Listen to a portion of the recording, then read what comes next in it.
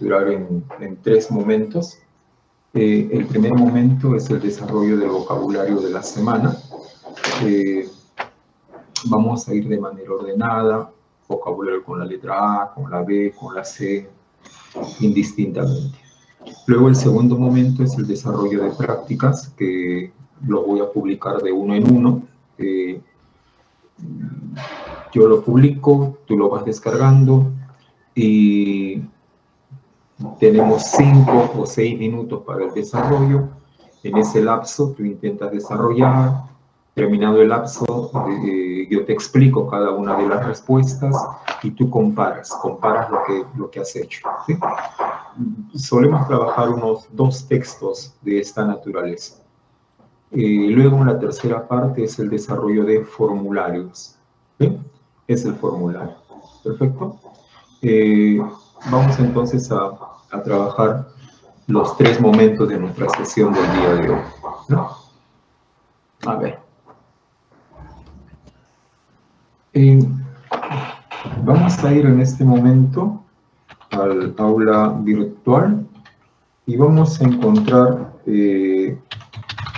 un archivo que dice vocabulario semanal. Por favor, vayan al aula virtual, van a encontrar este archivo, van a poner su nombre, ¿ok? Y van a encontrar este archivo de pregunta. ¿Ya? Vamos a empezar con el vocabulario básico con la letra A esta semana. Es la siguiente, a ver. Aquí encontramos en total 20 palabras y debajo encontramos 20 oraciones. Lo que vamos a hacer es escoger la palabra de este listado para poder completar estas oraciones, de acuerdo al contexto de la oración. ¿Sí? Lees atentamente la palabra y escoges una para completarla. Esa palabra respuesta la escribes en el espacio destinado para la respuesta. Solo escribes la palabra, no escribes de nuevo la oración, solo la palabra respuesta. La escribes con letra minúscula, tal como están en las respuestas, en las alternativas, con letra minúscula, todas, incluyendo la primera letra. ¿Ya? Listo. A ver, unos 10 minutos para refrescar nuestro vocabulario como parte inicial de esta sesión. Podemos usar el diccionario. Primero les recomiendo, traten de hacer lo que ustedes conocen, utiliza lo que sabes, tus conocimientos previos, y una vez que hayas hecho lo que tú puedes, recién consulta el diccionario para solucionar lo que no saliste. Empezamos.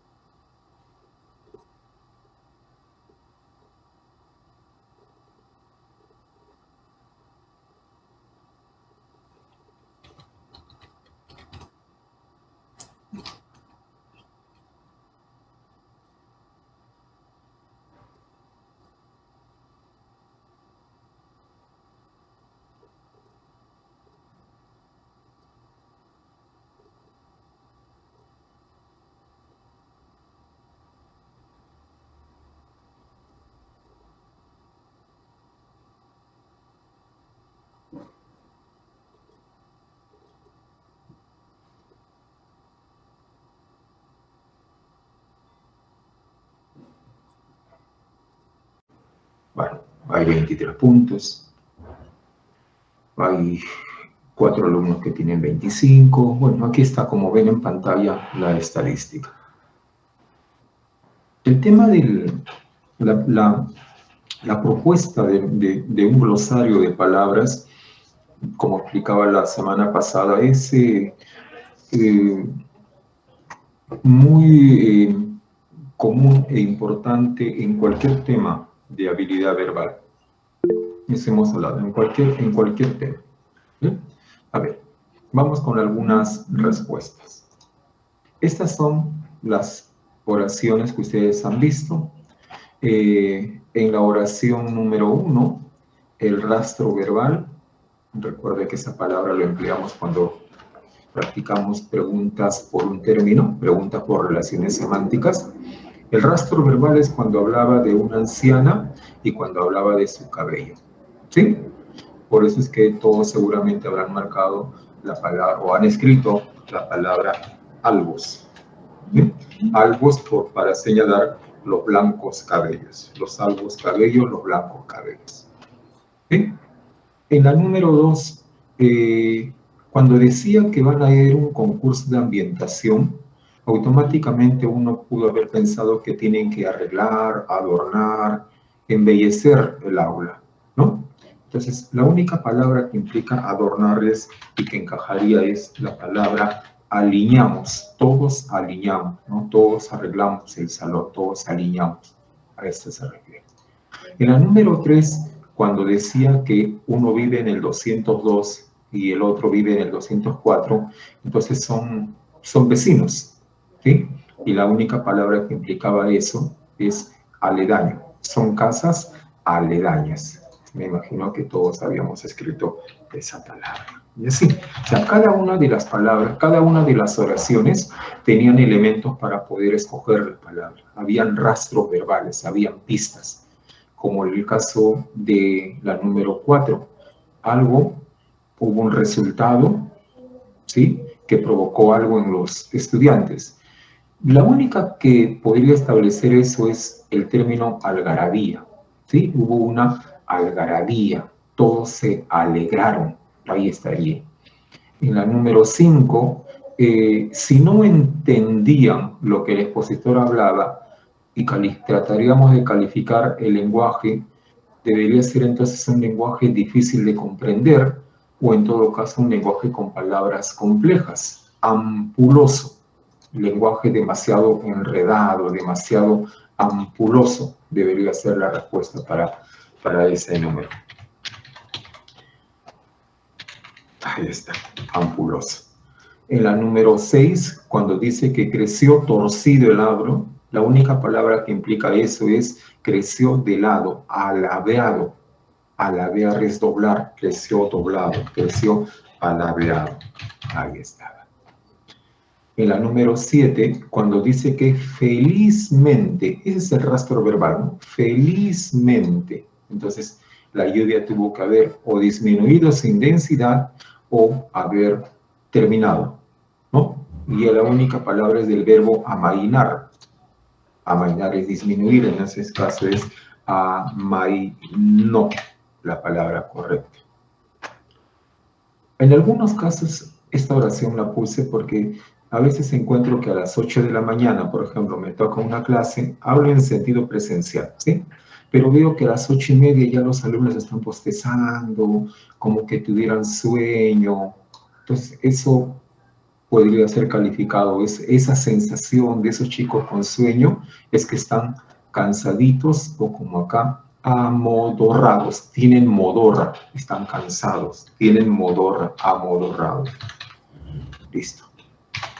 En la 9, si se rompió la tubería que va a descargar el desagüe, entonces el pueblo se comenzó a inundar. Y la palabra anegar es el término adecuado. Te imagino habrán encontrado en su diccionario. Esta número 10 habla sobre lo que hay en Chancay. Y hay un sinónimo de esta palabra que es alcázar. Alcázar. Antiguamente se llamaban así a las fortalezas, alcázar. Estaban durmiendo plácidamente, quiere decir entonces que era de noche, no amanecía, pero el ladrido del perro los hizo despertar. Los hizo despertar, parece bastante temprano. Por eso es despertamos al alba, o sea, ni bien amanecía. Son personas que tienen dinero, pero se muestran generosos con los demás, demuestran altruismo, bondad, altruismo. Número 13, los humanos somos sociables, sin embargo, unos se comportan como insociables. Esos son los anacoretas. En la número 14, pedí mi certificado de estudios, me exigieron que el recibo de pago a la solicitud, que pusiera uno al costado del otro, que lo grapara, anexionar. Y número 15, la orquesta musical en la promoción, pues lo amenizó, ¿no? Estuvo amenizado o amenizado. Ahí está. Bien, esas son las palabras de este primer bloque. En el segundo bloque, la primera para relacionar era con el término aliciente, que es un estímulo. La segunda era aludir, es hacer referencia a alguien, pero sin mencionar su nombre. La 3 era albura, la 4 ameno, la 5 es asentir, que puede entenderse de varios modos, es algo ambiguo. La número 7, persona soberbia, orgullosa, altanero, es un sinónimo. La número 8, que sucede pero sin haberlo planificado, es algo aleatorio. La 9, provocar un miedo intenso, es amedrentar. Y la número 10, persona que tiene cuerpo muy delgadito, es alfeñique. Ahí tiene. Esas son las palabras, las 25 palabras de este bloque. ¿Ya? Bueno, a veces cuando observo que hay un puntaje negativo, un puntaje bajo, 0 puntos, un punto, muchas veces es no porque el alumno no supo la respuesta, sino porque escribió mal la respuesta. Lo que pasa es que cuando hacemos este formulario, cuando lo configuramos con la respuesta, ponemos cómo debería el alumno escribir la respuesta. Entonces, esto yo lo configuro para que el alumno lo escriba todo con letra minúscula. Si usted escribe una letrita con mayúscula, no le consideran la respuesta válida. Si usted pone un puntito seguido, no le consideran válida la respuesta. Sí, por eso les dije al inicio, todo con minúscula. Todo. Muy bien. ¿Alguna pregunta sobre alguna palabra? Listo. Vamos a la segunda parte de nuestra sesión. Ahora vamos a, por favor, vamos al aula virtual y observemos el archivo que dice lectura en clase 1. Vamos a hacer el clic, vamos a apretar y vamos a descargar esta lectura. ¿Ya? Vamos a descargarla. ¿Listo?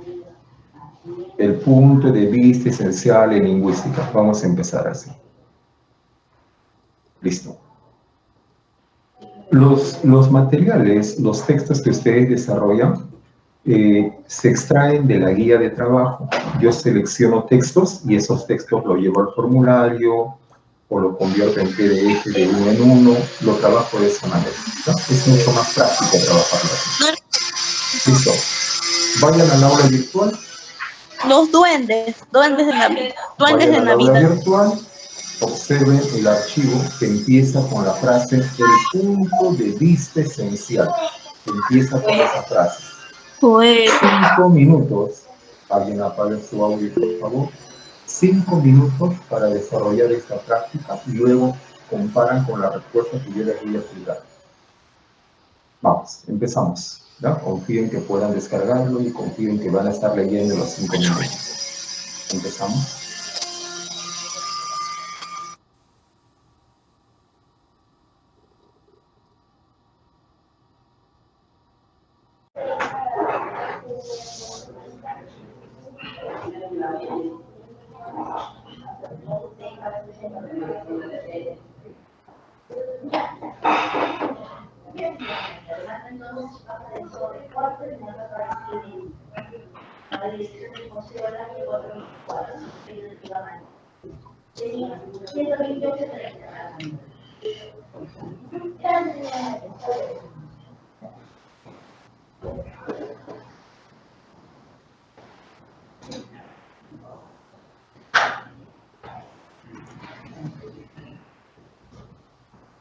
Muy bien, muy bien. A ver, vamos a tratar de explicar con cierto detalle este tipo de temas. Recuerda que, a ver, esta primera parte de la comprensión de texto, del análisis de textos, requiere también mucho de tu participación, bastante de tu participación. Sobre todo a partir de que cumplas descargando el texto y leyéndolo y analizándolo en el tiempo que te doy para que lo hagas. Es posible que alguno no lo lea, ¿no? Ya lo deje en pantalla y bueno, se vaya a hacer algo o esté haciendo otra cosa, pero es aquí donde juega mucho la madurez del postulante, del estudiante en realidad, del estudiante de nivel básico, de nivel superior. Y este tema del virtualismo, pues, dicen los especialistas, tiene que desarrollar en el estudiante una madurez para, por ejemplo, dentro de otras cosas, no autoengañarse, ¿no? No autoengañarse. Y bueno, eso es lo que ha traído este tema del virtualismo. Les voy a dar siempre así 5 o 6 minutos, dependiendo de la dificultad. Ese es un texto no tan difícil, 5 minutos fue suficiente. Y vamos a explicar con detenimiento algunas preguntas para que compares con tu respuesta y me hagas alguna pregunta.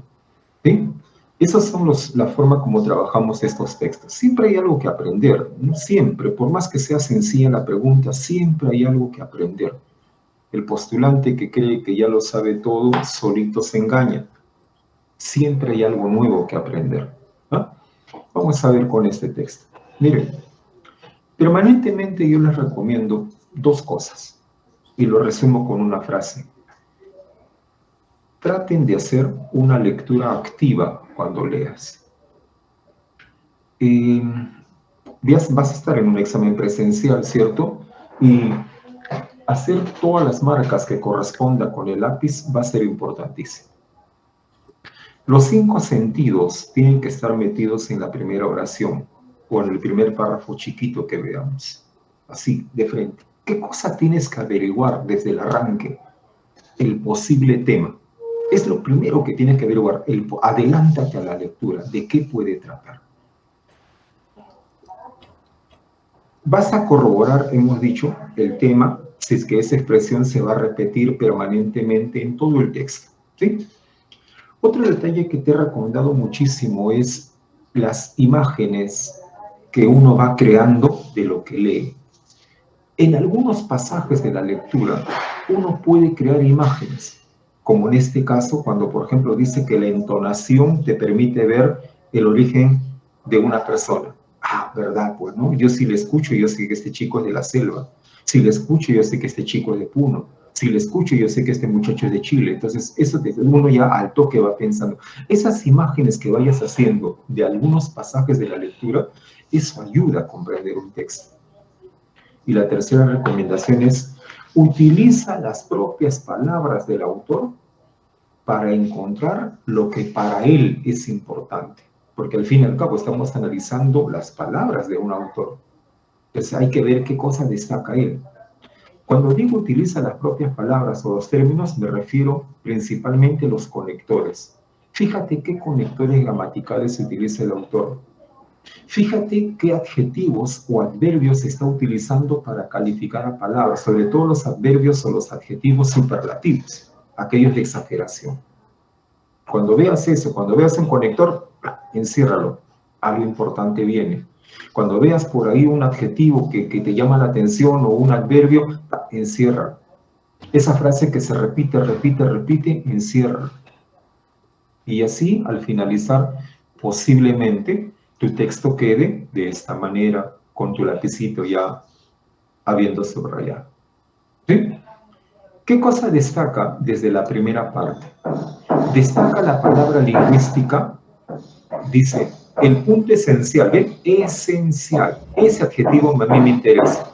Dice, algo importante en la lingüística, ¿qué cosa es? Es observar el lenguaje dentro de la función comunicativa, ¿no? Entonces dice, si tú analizas el lenguaje dentro de la función comunicativa, vas a encontrar, te dice las 2 primeras líneas, que expresado de manera oral cumple un factor importante.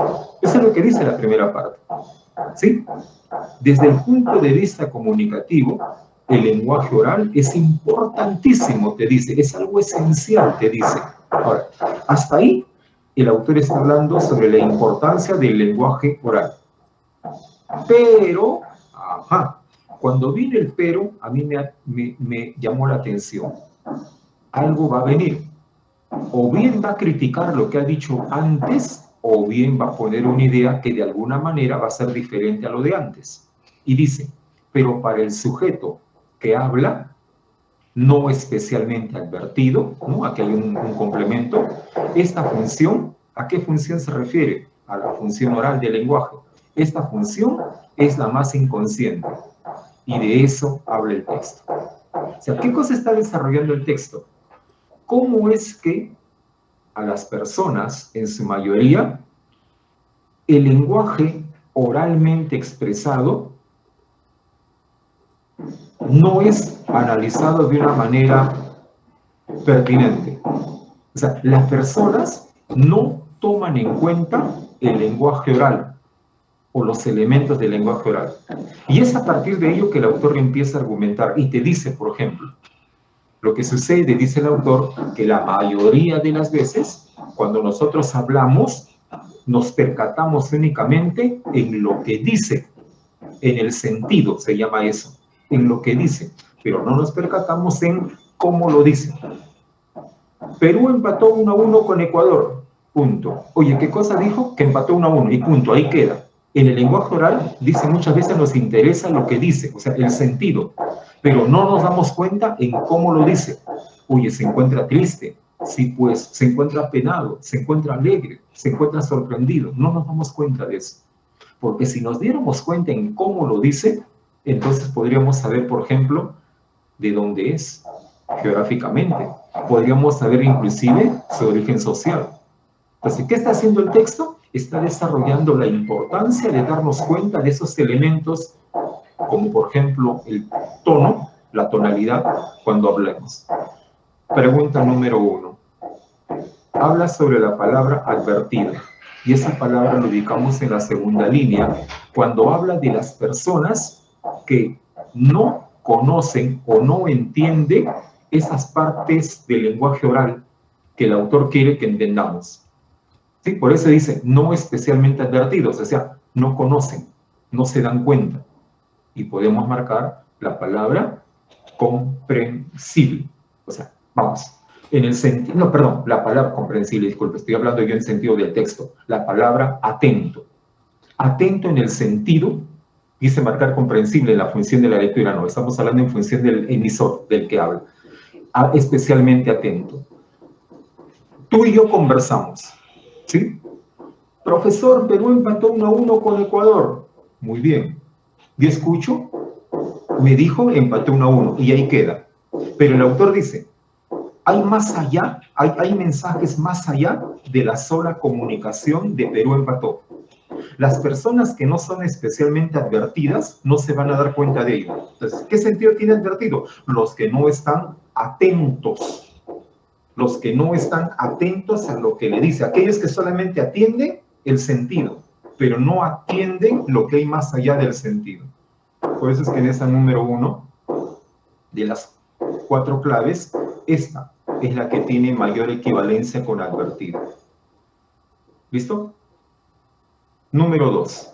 La distinción que establece la lingüística para el habla. Bueno, vemos que el texto distingue 2 cosas básicamente. Uno es el sentido, es decir, lo que el mensaje dice. Y otro es el tono o el acento, que también le llaman. ¿Sí? Por eso es que aquí marcamos sentido y sonido. Esa es la distinción que hace. El sentido es lo que dice y el sonido, cómo lo dice. Número 3. En el acto comunicativo es posible establecer la procedencia de los hablantes. Esta es la referencia. Buscar en el texto dónde habla de procedencia de hablantes. Como me dice es posible, esta es una pregunta de inferencia. ¿Sí?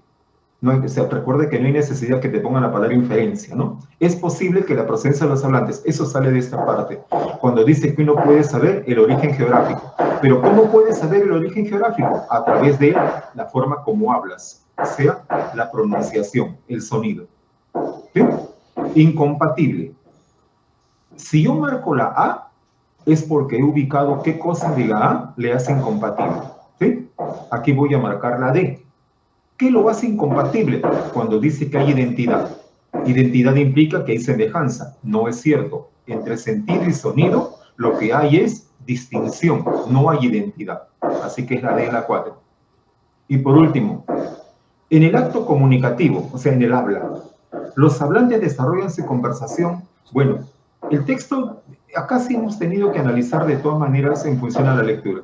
Según el texto, hoy en día, cuando uno habla, mayormente se desarrolla la conversación prestando atención al sentido, o sea, a lo que dice, no a cómo lo dice.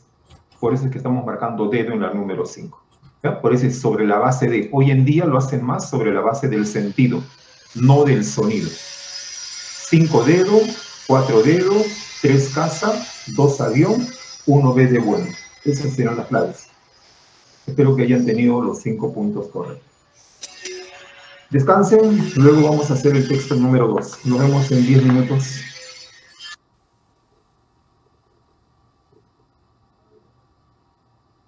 Lectura que empieza con la frase: la idea de crear castrati surgió durante el siglo XVI en Roma. ¿Sí? La lectura que estoy presentando en pantalla. ¿Listo? Empezamos el análisis de este texto, 5 minutos, y explicamos y tú comparas con tu respuesta igual que lo hicimos con el texto anterior. Empezamos. Descarguemos ese texto 2.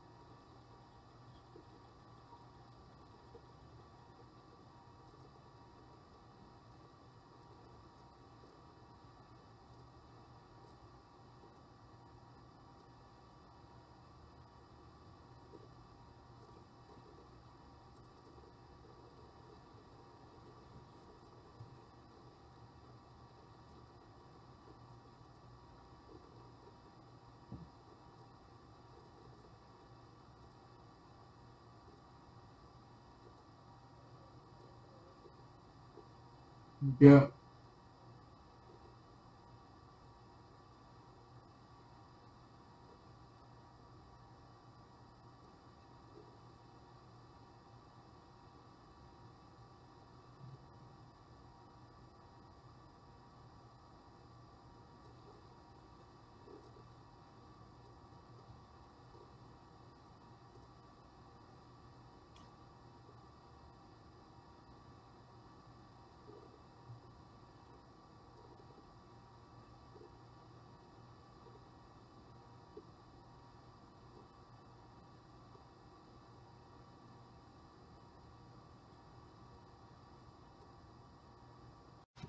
Desde el inicio, la palabra que destaca es el sustantivo castrati. Lo va repitiendo durante el primer párrafo, no de manera literal, sino a partir de referentes. en la segunda línea, cuando dice eran hombres capaces de, esos eran se refieren a los castrati, ¿cierto? Luego cuando dice fueron el equivalente a grandes estrellas de pop, ese fueron se refiere a los castrati. Tenían que pagar un tributo, se refiere a los que posteriormente eran castrati. O sea, todo habla de los castrati, todo, lo menciona a cada momento. Entonces, si la pregunta 1 me hacen mención por el tema central, de todas maneras, la palabra castrati tiene que ser parte de esa respuesta. Tienen la B, la C y la D. ¿Sí? La otra palabra clave del texto podemos deducir que es cómo nacen los castrati, ¿no? Primero, ¿qué cosa significa castrati y cómo fue naciendo ese concepto de operar, ese concepto de amputar, en todo caso, ¿sí? Los testículos de los niños talento? Entonces, como nos está diciendo cómo nació, cómo evolucionó, pues eso es historia. Por lo tanto, es la letra B de bueno en la número 1. ¿Listo? Bueno, es evidente la respuesta, muchos lo habrán visto al instante, pero simplemente quería explicar por qué debería ser la D. Fíjense cómo lo hemos hecho a partir de la determinación de la palabra clave y el asunto que lo acompaña, que aquí fue historia. Para contestar la número 2, ¿qué sentido tiene servicio del arte? Hay que considerar que está entre comillas. Y las comillas tienen distintas funciones. Una de esas distintas funciones es la ironía, la burla.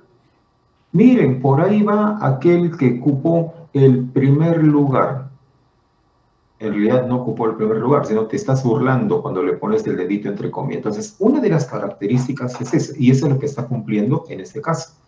Porque el autor, de alguna manera, está criticando a esas operaciones que eran sometidos los niños al servicio del arte, lo dice. ¿Por qué habría necesidad de colocarlo entre comillas? No habría necesidad, solo que el autor de esa manera, con esas comillas, está de alguna forma criticando esas operaciones a esos 4.000 niños. Entonces, de alguna manera, entre estas, podríamos hablar de que hay una especie de ironía, burla o sarcasmo, como dice la 2.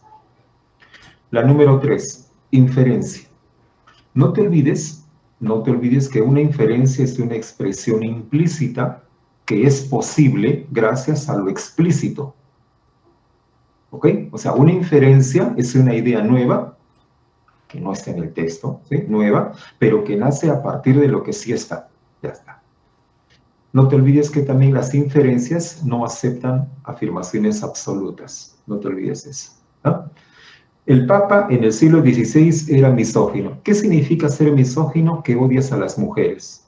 Eso es misógino, que rechaza, que odia. No solamente rechaza, tiene aversión, tiene rechazo. Es la aversión, rechazo, antipatía, ojeriza. Lo que podamos nosotros mencionar como sinónimo es la aversión a las mujeres. No podríamos llegar a esa conclusión absoluta. Lo que hace el Papa en aquella época prohíbe que las mujeres canten en las iglesias, pero eso no podría ser, por ese hecho particular, no podría llevarnos a una conclusión generalizada de que el Papa era misógino. Entonces, el problema de la A es que está exagerando con el calificativo. ¿Sí? Es absoluto. La letra B. Podemos inferir que la orquidectomía, o sea, esa amputación de los testículos, no siempre se realizaba en condiciones salubres. ¿Qué significa salubre? Tiene que ver con salud. ¿Qué te está diciendo la B? Que esta operación no siempre era en condiciones de salud. Ahora, quiero que aprendas a diferenciar aquellas que pueden ser buenas inferencias de aquellas que no. Fíjate en la diferencia entre la forma de escribir la letra A. Era misógino, o sea, es absoluto, estás afirmando. Ahora, fíjate cómo está escrita la letra B. Dice, no siempre. Si te dice no siempre, entonces, ¿qué está asumiendo? Una potencialidad. O sea, no siempre los lunes como lentejita. ¿Qué cosa implica? Que a veces sí y a veces no. O sea, es posible que si es lunes vas a comer lentejita. Pues el no siempre es una partícula de potencialidad. Y, aprende esto, las inferencias normalmente se dicen en términos de potencialidad. Puede ser, posiblemente, tal vez, no siempre, a veces, muy aparte de siempre, nunca, solo, que esas afirmaciones absolutas malogran la inferencia. Fíjate cómo esos detalles podría hacerme pensar que la letra B sería buena, solamente por el no siempre, ya. Pero condiciones salubres, porque no solamente una partícula puede llevarte. ¿Qué cosa es condiciones salubres?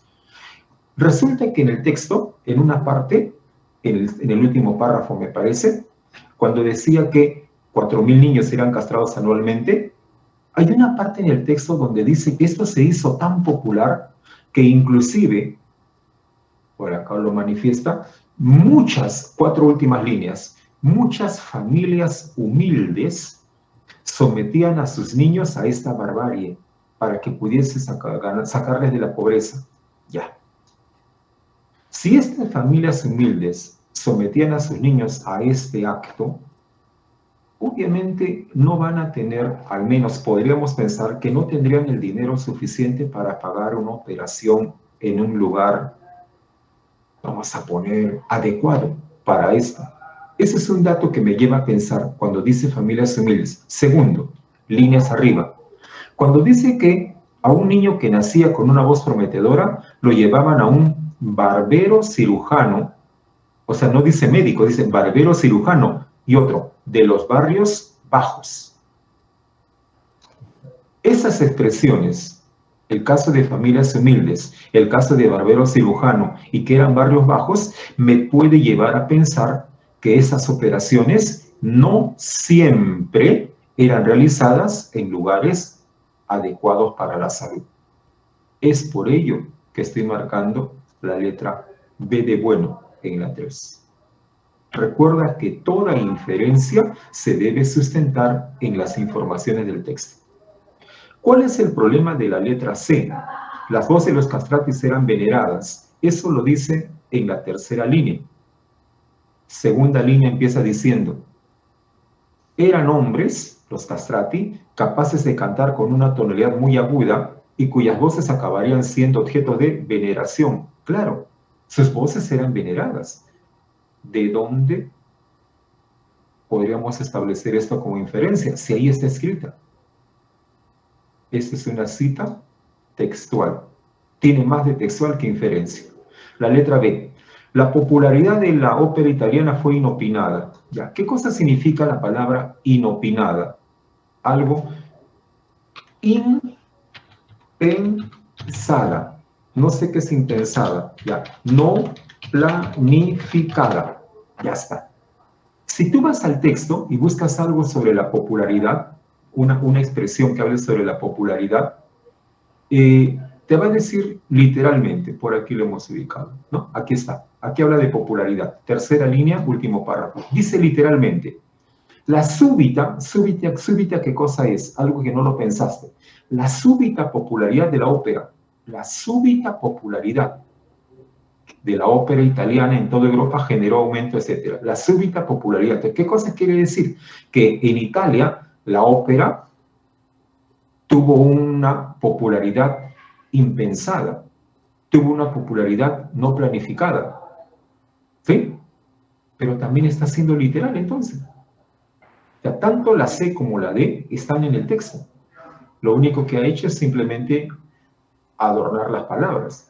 En cambio la B no, la B es mucho más inferencial. Esa es la explicación por qué en la 3 es B de bueno y por qué no marcamos casa y dedo. En la número 4, cuando dice situación análoga, esto sí está más sencillo, ¿no? Aquí deberían ser la letra D. Los que saben un poco sobre la historia de las Amazonas, saben que Amazonas significa sin mamas. Y la leyenda, digamos, que se amputaban una de las pezones para poder disparar la flecha y el arco con mayor efectividad. Esta es una situación análoga. Si las mujeres hubiesen sido aceptadas para cantar en las iglesias, recuerda que en el tema de extrapolación hay que buscar siempre una relación de causa-efecto. ¿Sí? ¿Qué dice el texto? Dice, si las mujeres hubiesen sido, las mujeres no fueron aceptadas, ¿no es cierto? Entonces, como las mujeres no fueron aceptadas, dice el texto, entonces se tuvo que crear el la legión de los castrati. Claro, o sea, los castrati nacen como consecuencia que las mujeres no podían entrar a las iglesias a cantar. Entonces, que tenían que tener una persona, un varón con una voz fina, como de mujer, como de niño. Entonces, aquí hay una relación de causa-efecto. ¿Sí? Mujeres eran prohibidas, nacen castratis. ¿Qué dice la lectura? ¿Qué hubiese pasado si las mujeres hubieran sido aceptadas? O sea, ¿qué está haciendo? Está negando P. Si hubiese negación de P, entonces la consecuencia lógica sería negación de Q. ¿Qué cosa era Q? Nacieron los castrati. ¿Qué cosa sería no Q? Los castrati no hubieran aparecido o alguna consecuencia análoga a esa. ¿Listo? ¿Y eso dónde está? En la letra A. No hubiese existido la necesidad de crear castrati. Por eso salía esto. Una forma sencilla de contestar siempre la extrapolación es ubicando en una relación de causa-efecto, llevándolo a un punto, entonces te va a ayudar bastante eso. Listo, ahí tiene las claves. 5A, 4D, 3B de bueno, 2D de dado, 1B de bueno. Preguntas. ¿Alguna pregunta?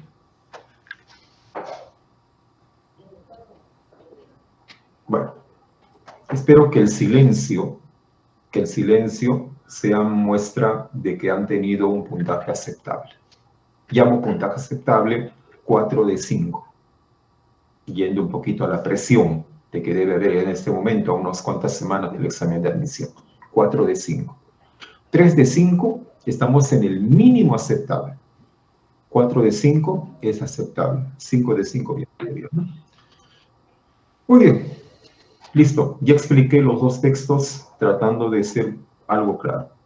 ¿Alguna pregunta que quieran hacerme sobre alguna de las dos lecturas que hemos trabajado? ¿Alguna pregunta particular? ¿Algo que quieran preguntar? ¿Listo?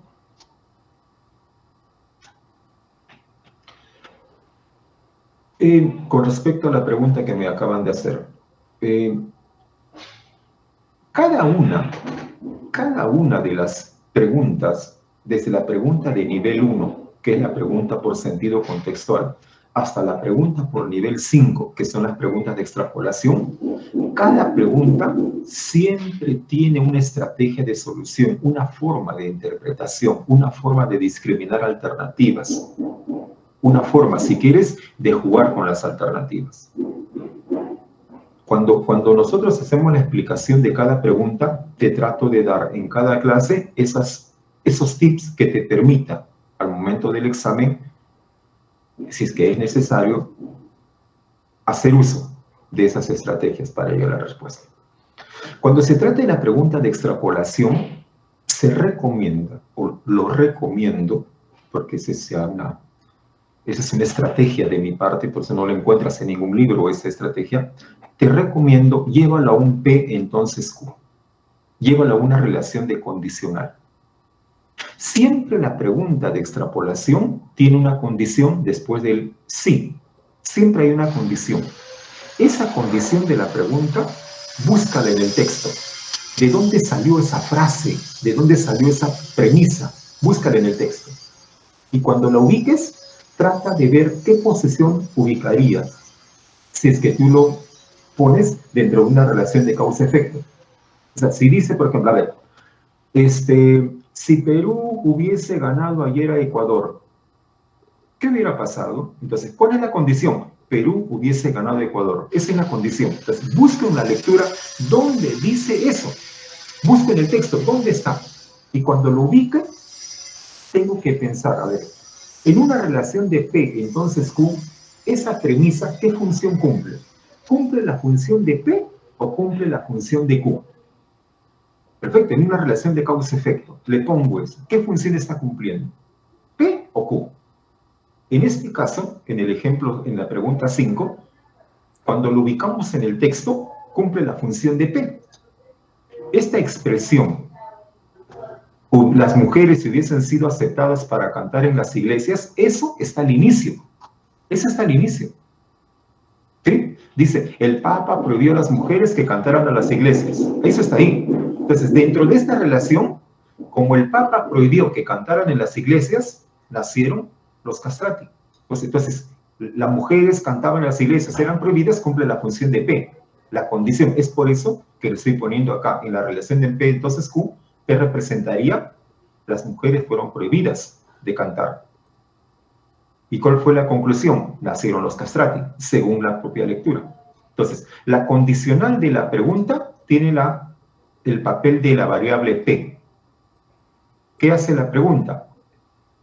Te niega, ¿no es cierto? Porque el texto dice fueron prohibidas. ¿Qué hace la pregunta? Fueron aceptadas. Entonces, niega P. Por lógica. Si tú niegas el antecedente, entonces el consecuente no va a suceder. Entonces, ¿qué cosa era Q?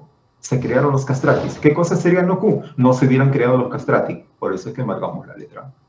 O sea, siempre esta formulita del P entonces Q te puede, si es que la pregunta no está tan fácil, te podría ayudar en este tipo de pregunta de extrapolación.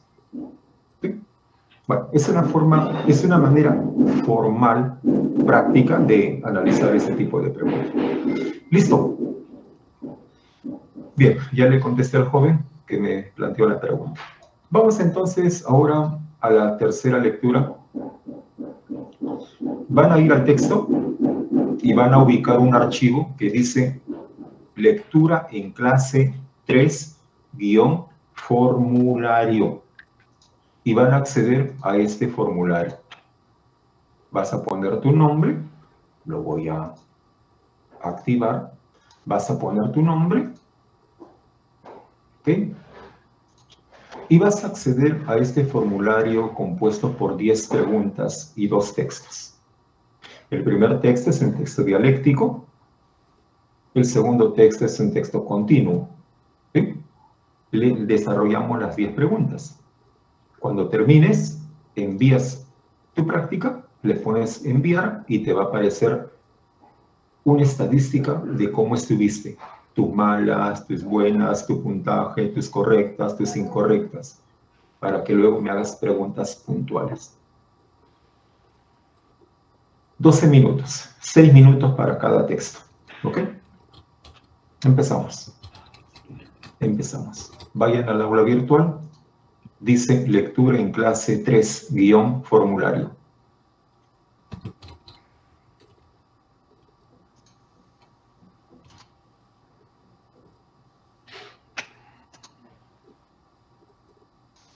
¿Listo? ¿Pudieron acceder todos?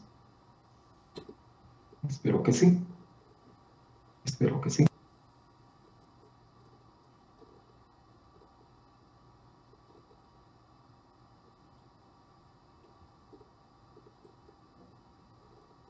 Interesante, ¿no? La mayoría tiene 6 puntos. Uno de los porcentajes que hay que manejar muy bien, y ustedes deberían tenerlo en cuenta quizá para todos los cursos, es tener una efectividad del 65-70% como mínimo. ¿No? Si el profesor de física viene con 10 ejercicios, pues de mi parte debo contestar mínimo unas 6 o 7 correctas. Si la profesora de lenguaje viene con un ejercicio de 20 preguntas, yo debo contestar 15 en promedio. Llévense ese porcentaje siempre en las prácticas, en los simulacros que den. Efectividad del 70% más o menos podría ser, para que sepan cuál es su nivel de preparación en este momento. ¿Sí? Bueno, gracias por haber escuchado la sesión. Hemos desarrollado y explicado preguntas y esta es una autoevaluación. Cuando tú termines de la práctica, lo envías y te va a aparecer tu puntaje. ¿Ya?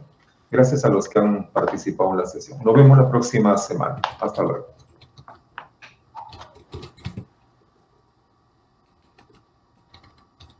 Gracias a ustedes. Terminen el formulario, sigue abierto. Termínenlo para que sepan su puntaje. Hasta luego.